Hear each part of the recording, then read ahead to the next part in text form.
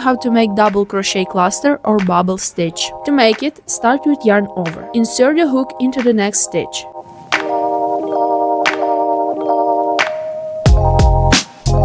Yarn over again and pull through the first 2 loops. This is your first double crochet. Repeat the same process, a total of 5 times.